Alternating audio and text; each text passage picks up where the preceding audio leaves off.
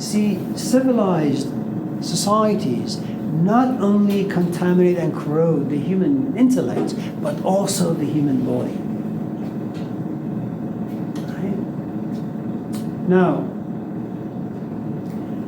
are you good without the light? Or you like this romantic setting, huh?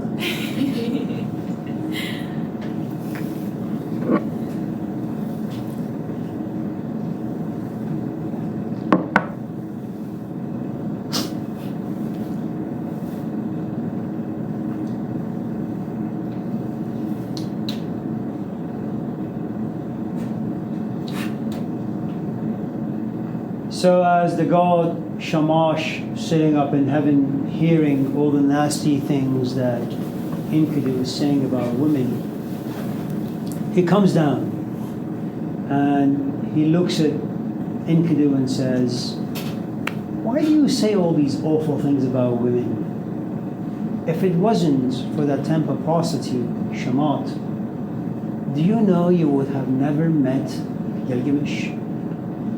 You would never know what friendship is. You would never know what love is. You would never know what it truly means to be a human being.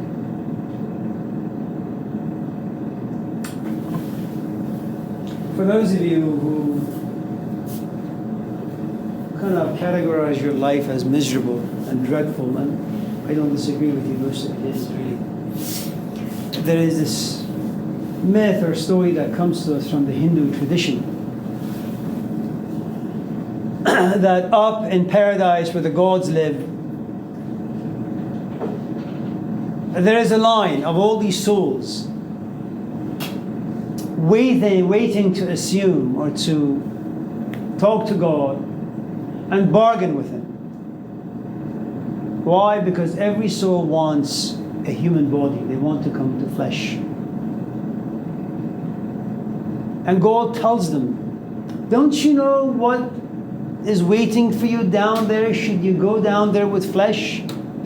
You will forget me. You will forget paradise.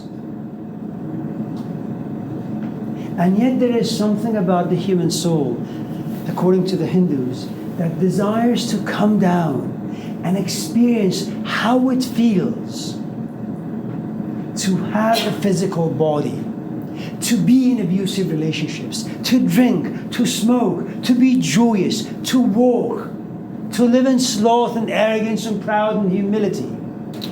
Souls desire that. Do you see, we have a gift that the spirits or the angels or the souls of heaven don't have. Souls can only experience light. That's all. They have no idea what pain is. And in contrast, they have no idea what joy is. Human beings, on the other hand, we have access to both worlds, demonic and angelic.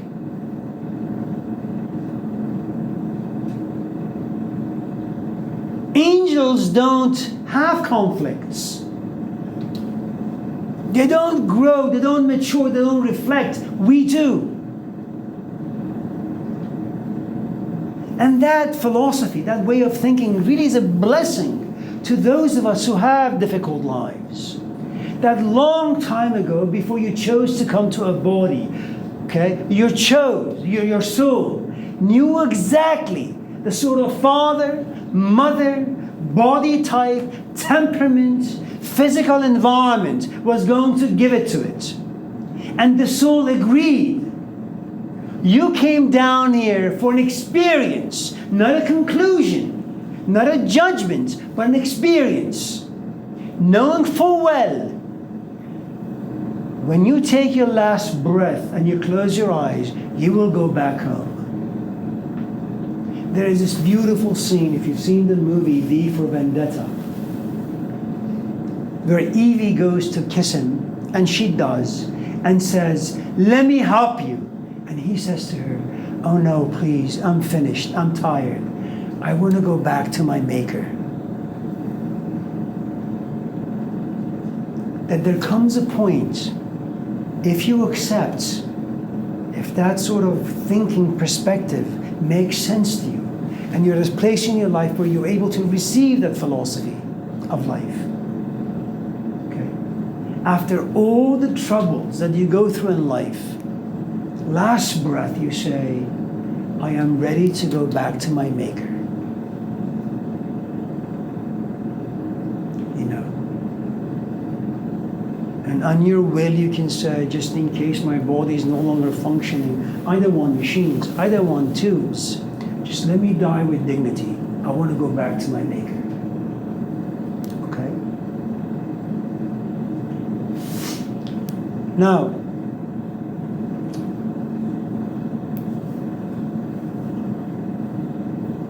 there is something that happens to Gilgamesh upon hearing this news that Enkidu is going to get sick. He doesn't really know what to do with this news because he has never seen Enkidu sick physically.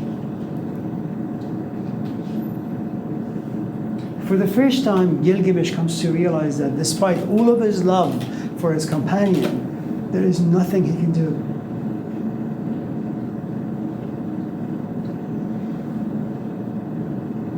One of the things you need to know about love is the following. Gilgamesh is not like us. You see, I love my wife. I love my kids. I also love my independence. I love my back room. I also love to go biking. I love my parents. The more things you love, the more attached you are. Just in case one love disappears, you can go to another love.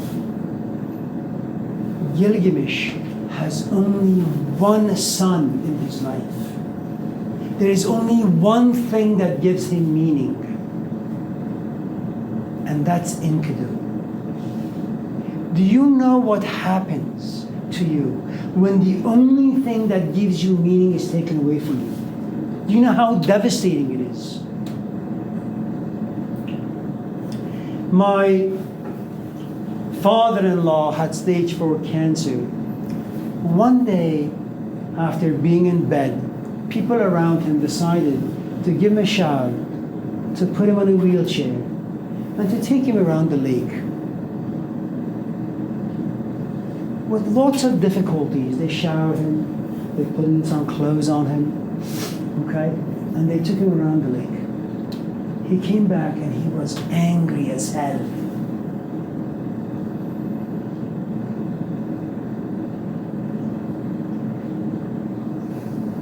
Many of you in this class sit comfortably because your body doesn't ache, it doesn't pain you, harass you. Karen has to stand up every 10 minutes. It's distracting for her. And if she was, let's just assume that she is interested in the ideas we talk about in this class. And let's say she looks at Gavin and she finds that Gavin is falling asleep. And she says, I want to listen without distraction. My body won't let me. Gavin is able. He is healthy. He's just psychologically damaged. Why can't he just pay attention? I wish I could be young like him. I probably wouldn't be that judgmental. Well, you should be. Now, see, the point I'm trying to make is the following. When he came back to his room, he was angry. Why? Imagine a man who has access to his physical body and it's able to walk, to run, to speak, to read. And you get to a place where your body does nothing but harass you on a daily basis. You can't eat because you throw up. You want to stay awake, but you can't. You want the pain to go away, but it won't.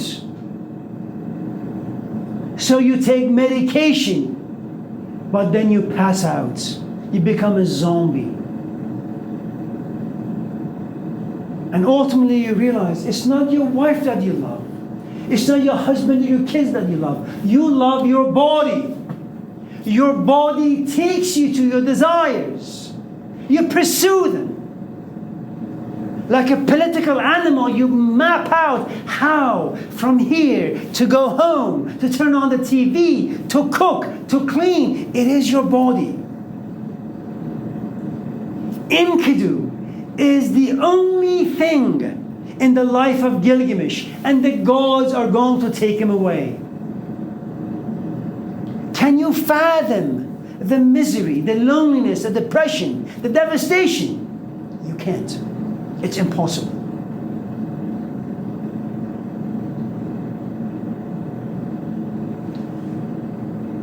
Now here's the thing you need to understand. See, when you fall in love with Jesus, when you fall in love with Muhammad, the Buddha, when you fall in love with Enkidu, they give you things. They give you access to a world that is outside of tables and chairs. You can't touch, you can't see, you can't taste. With the death of Enkidu, Gilgamesh's access to innocence, compassion, creativity, what it means to be human, it all goes away.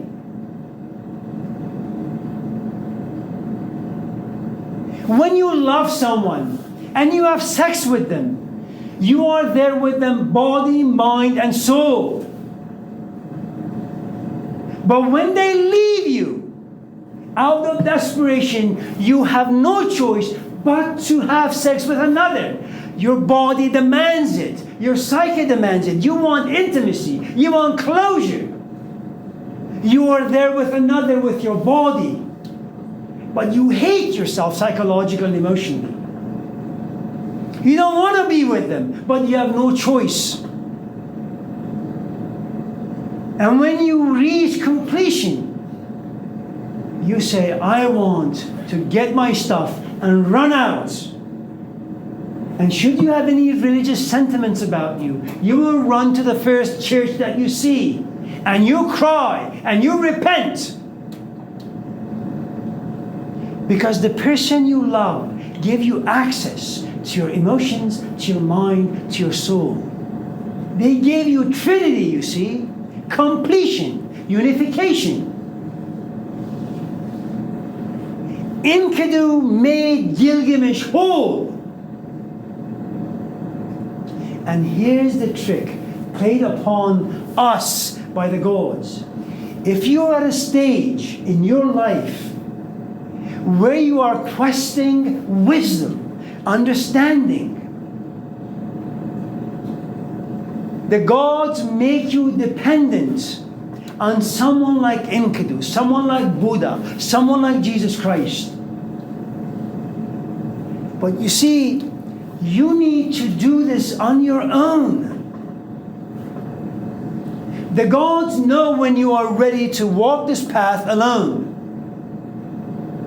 That nothing down here will ever tempt you and distract you. We go back to Benjamin's question, can I walk the spiritual path alone? The answer is yes. But only if you love it in a way that nothing in the world can ever tempt you. And he's not there, and I'm not there, and none of you are there.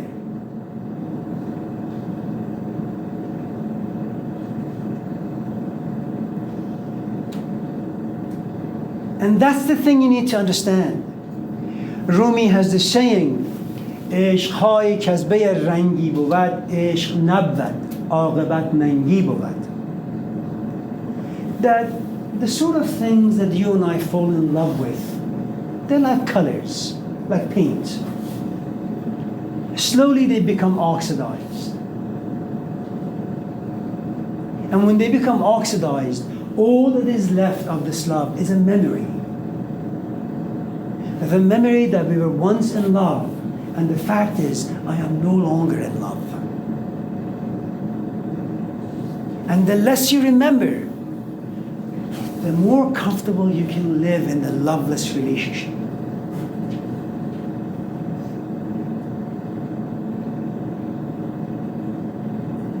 Okay? If you want a love that will not oxidize, will not lose its glaze or luster. You need to love Enkidu. You need to love Gilgamesh and his journey. You need to love the Buddha or the Jesus Christ or Malcolm X, because they don't seek pleasures that live down here. You see, justice does not live down here. It lives in the human mind.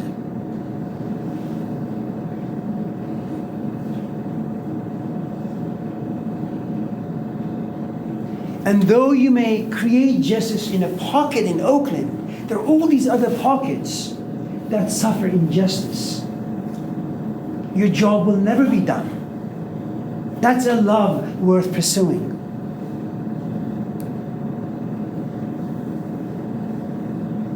Okay?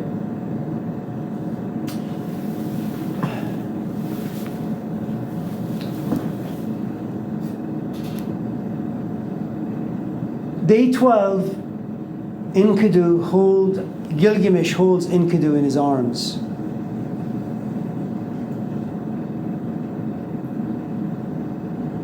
And sees his friend die.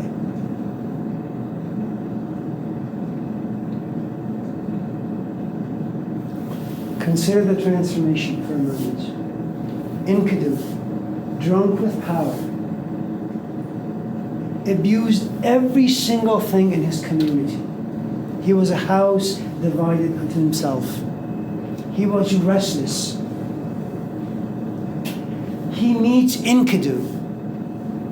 That's the only person he focuses on. That's the only person he wants to be around. And now he loses it. Enkidu is there no more. But what do you do with this? What do you do when the very anchor, foundation of your life disappears from your life? Well, the spiritual quest begins for Gilgamesh.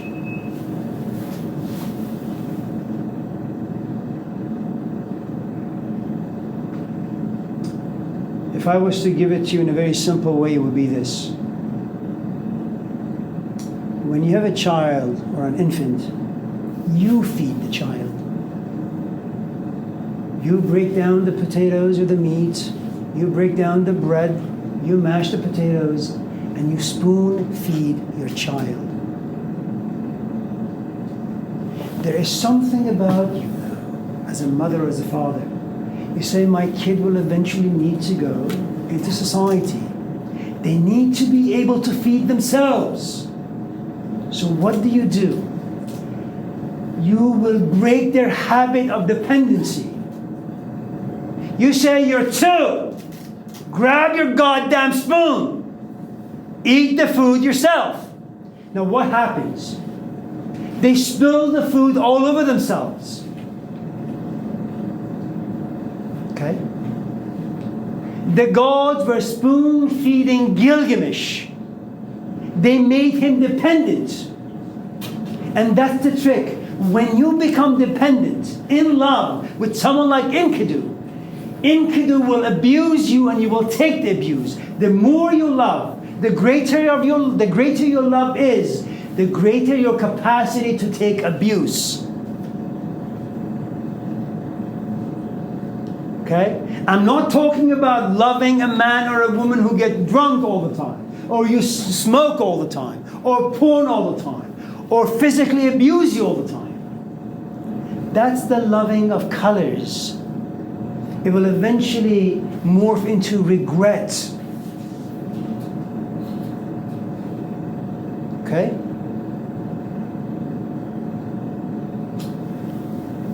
The only way Gilgamesh can truly understand and gain wisdom, that he can be the author and the creator of his own emotions and psychology,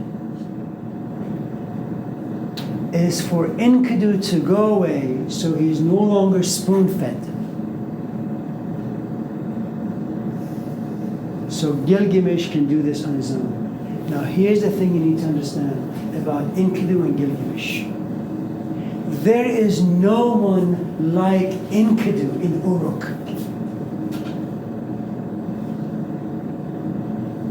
You get one teacher, one prophet in your life, and there is no one like him or her. So when you lose them, you will go back to society to find someone with similar qualities, but you will not find any.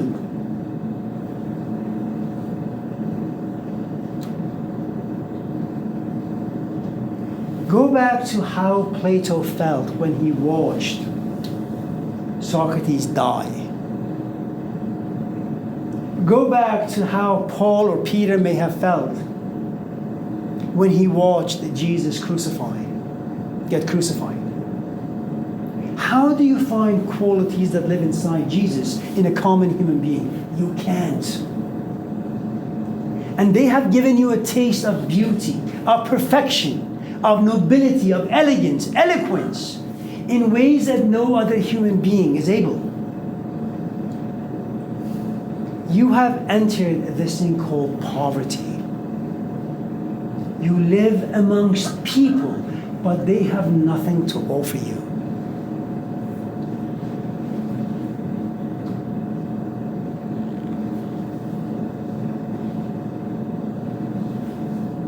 Does this make sense?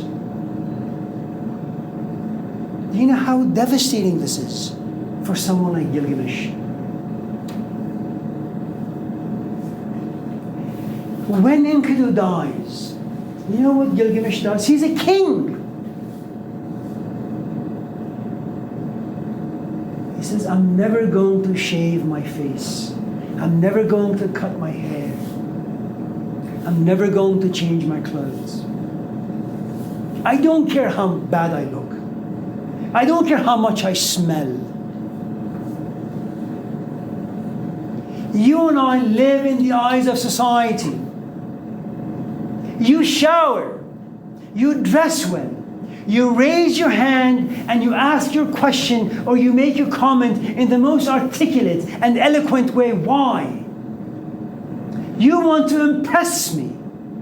I want to impress you. You want to impress other people.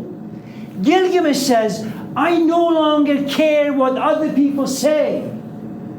I no longer care how they look at me, because human beings in society, on the inside, they have zero value. Why should I care about their judgments?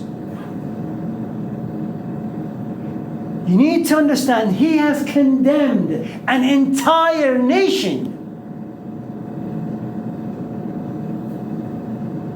This is no joke. Jesus condemns all Jews. Muhammad condemns all Arabs. Moses condemns all Egyptians. How is that possible? That you begin to become so uncaring for the judgments of others upon you.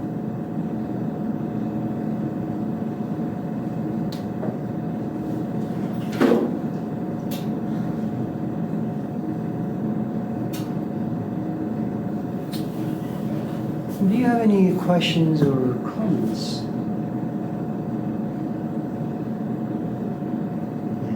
Yeah. This is my first time having a class like this.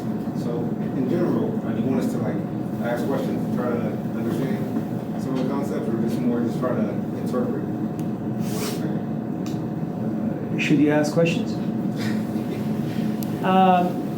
Well, here's the thing. Questions are like food. Comments are like food. And I am the one who's going to be eating the food. So when you ask a question, it's like you're saying, here's the food I want to give you. I will do the best I can to listen and pay attention to your question and respect it as much as I possibly can. If the question doesn't taste good for me, I'm just going to dismiss it. If the comment doesn't taste good for me, I'll be respectful, but I'll just quickly shut it down. So, the question, did Enkidu, when he was alive, did he love Gilgamesh? Yeah. The love was mutual. Okay. Yeah. So even though Gilgamesh was contaminated, he was still loved. Yes. So I'm trying to think for one part that I would say stuck out to me was when you were saying that we're all ugly and Well, not you. You're exempt. The rest of them. no, we're all ugly and unlovable when we look in the mirror. It's I was thinking you were saying that because we're all contaminated by society, or what's the reason behind that?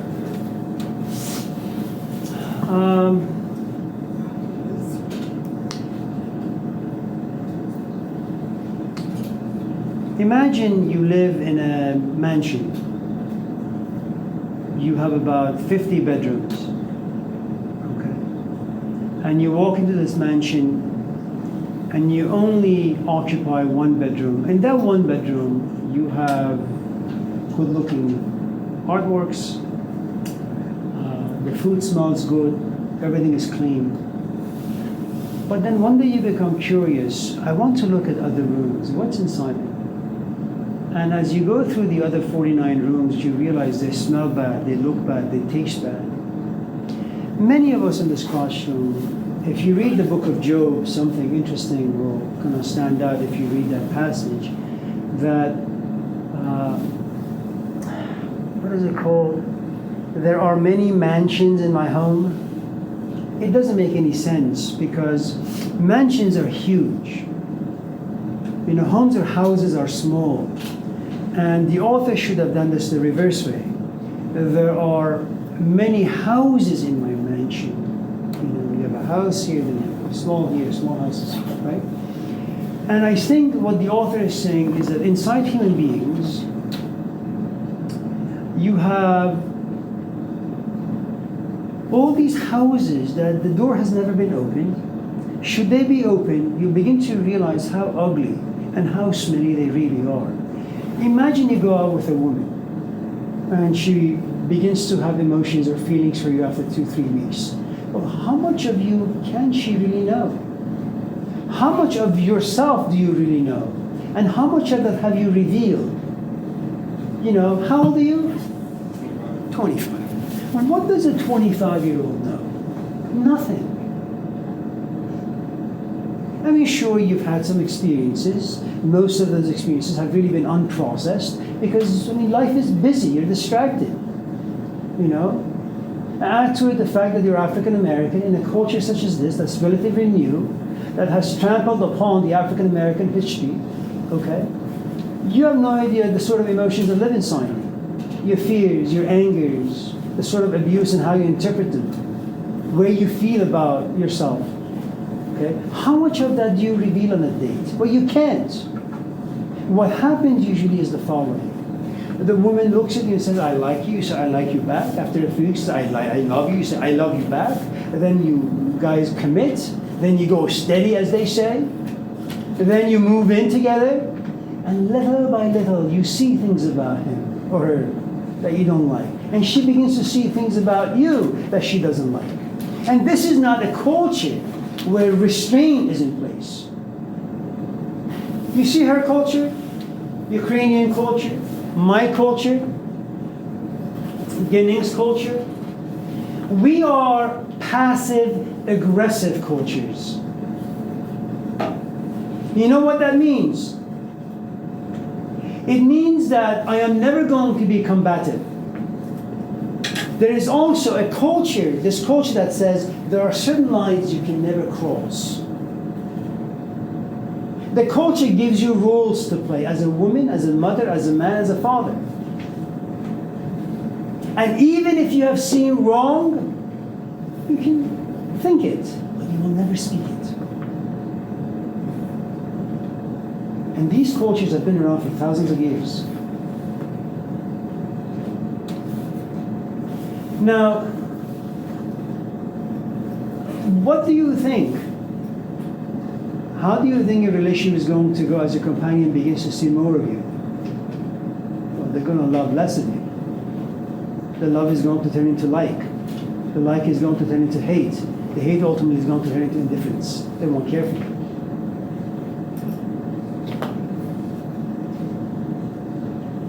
You see, Enkidu doesn't have any other life. He doesn't have any other personalities.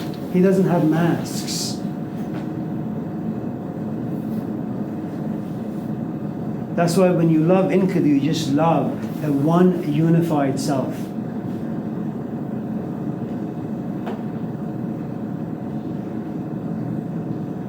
You could say the following. You have Gilgamesh, who is running after the promised land. You have Enkidu, who lives in Sabbath. He's at rest. And when you're running after promised land, there are lots of changes you're going to go through. Someone who has reached Sabbath, their resting place, they're not going to change that much.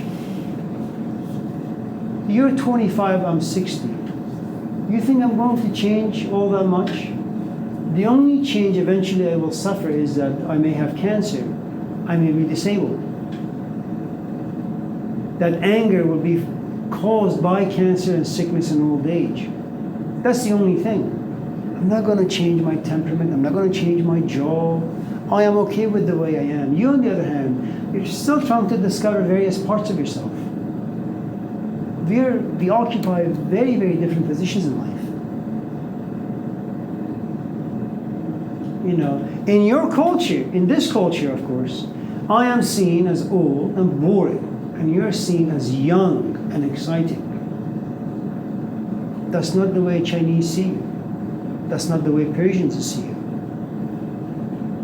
I am stable. I can be a foundation to a life. You are a foundation to chaos.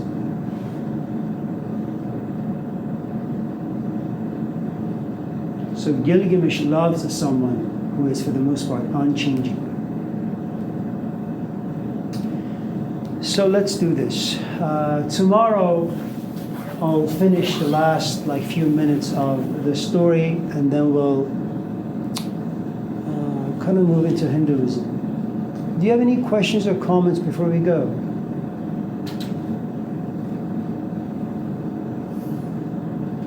I am still trying to cast Gilgamesh in my mind as some kind of religious figure. It depends on your definition of religion. Yeah. We talked about this the very, I think, first night of this class, Karen. This is religion, Yeah. okay? And let's just say that there is fire in this religion, okay? There are people who define religion from a distance. There is nothing wrong with it. This is what makes them comfortable. More power to them. I'm an atheist. It doesn't. Yeah. There is. I don't want to get into semantics. We all have to worship something. You may just worship the intellect, the scientific revolution. Okay. The point I'm trying to make. This has different definitions. Now, someone can worship this from a distance. Someone can get a little closer and feel the warmth. Someone can get a bit closer and get burnt a little bit. And someone will go inside. Okay? The person who goes inside is someone who says, you see me, you see the Father. You see me, you see fire. I am the embodiment of fire. Don't ask me what fire is, just look at me. Okay? That's Gilgamesh, that's Enkidu, that's the Buddha, that's Jesus, that's Gandhi. That's Gandhi. Okay? They're going to create their own philosophy. Now, Gilgamesh was here. Then he got here. Then he got here. And this is because loving Enkidu. Okay? After Enkidu dies, there is something inside him that says, be a quester after beauty. and that lives here. And now his spiritual quest begins. So if you look at religion in this way, Gilgamesh is made to be a profoundly religious man.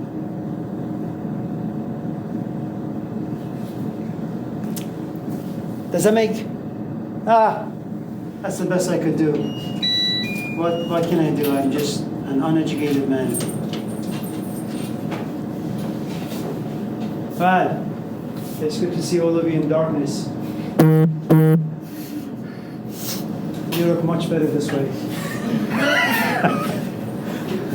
So, have a nice evening. We'll see you tomorrow. Thank you.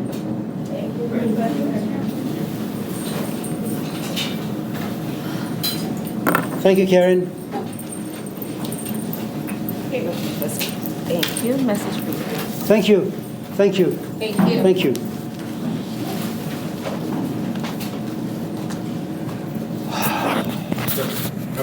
Hedar, thank you.